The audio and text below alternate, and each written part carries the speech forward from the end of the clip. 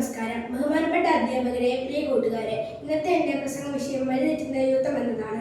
യുവത്വം ജീവിതത്തിലെ ഏറ്റവും ശക്തിയും പ്രതീക്ഷയും നിറഞ്ഞ ഘട്ടമാണ്. സ്വപ്നങ്ങളും വഴികളും ആവേശവും നിറഞ്ഞ ഈ കാലഘട്ടം ഒരു വ്യക്തിയുടെ ഭാവിയെ തന്നെ നിർണ്ണയിക്കുന്ന ഒരു മഹത്തായ സമയം കൂടിയാണ്. എന്നാൽ ഇന്ന് നാം കാണുന്ന ഈ മഹത്തായ ശക്തി പലപ്പോഴും തെറ്റായ വഴികളിലേക്ക് ഒഴുകിപ്പോകുന്നതാണ്. സോഷ്യൽ മീഡിയയുടെ അമിത സ്വാധീനം, ലഹരി വസ്തുക്കളുടെ വ്യാപനം, ശീലമായ വിനോദങ്ങൾ, തെറ്റായ കൂട്ടുകെട്ടുകൾ ഇവയാണ് യുവത്വത്തെ തെറ്റായ വഴികളിലേക്ക് നയിക്കുന്ന പ്രധാന ഘടകങ്ങൾ. ഒരിക്കൽ ദേശത്തിന്റെ കരുത്തായിരുന്ന യുവത്വം ഇന്ന് പലപ്പോഴും നാശത്തിന്റെ വക്കിൽ നിൽക്കുന്ന ഒരു തലമുറയായി മാറിയിരിക്കുന്നു. വിദ്യാഭ്യാസം ഇന്നത്തെ ലോകത്തിൽ അറിവിന്റെ മാർഗമാകാതെ ഒരു മാർക്കയായി നടത്തുന്ന മത്സരം മാത്രമായി ആയിരിക്കുന്നു. മൂല്യബോധം നഷ്ടപ്പെട്ടാൽ അറിവ് പോലും അപകടകരമായ ആയുധമായി മാറുന്നു. പക്ഷേ പ്രതീക്ഷയില്ലെന്ന് പറയാനാവില്ല. യുവത്വം തന്നെയാണ് മാറ്റത്തിന്റെ മുഖ്യശക്തി. സ്വപ്നം കാണാനും അതിനായി കഠിനമായി പരിശ്രമിക്കാനും കഴിയുന്നവരാണ് യുവാക്കൾ. അവർ ശരിയായ ദിശയിൽ പാത വെച്ചാൽ ഈ രാജ്യത്തിന്റെ ഭാവി ഉറപ്പായും പ്രഭാതമായിരിക്കും.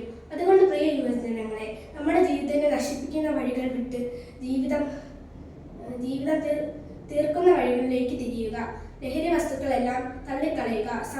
സമയം വിലമതിക്കുക. സ്വപ്നങ്ങൾ പിന്തുടരുക. മൂല്യങ്ങൾ പാലിക്കുക. സത്യത്തിൽ വഴിതെറ്റുന്ന യുവത്വം എന്ന വാക്ക് നമുക്ക് നാണക്കേടാകാതെ വഴി തീർക്കുന്ന യുവത്വം എന്ന വാക്കിലേക്ക് നാം നയിക്കാം. ഇത്രയും പറഞ്ഞുകൊണ്ട് ഞാൻ എൻ്റെ വാക്കുകൾ അവിടെ അവസാനിപ്പിക്കുന്നു. നന്ദി, നമസ്കാരം.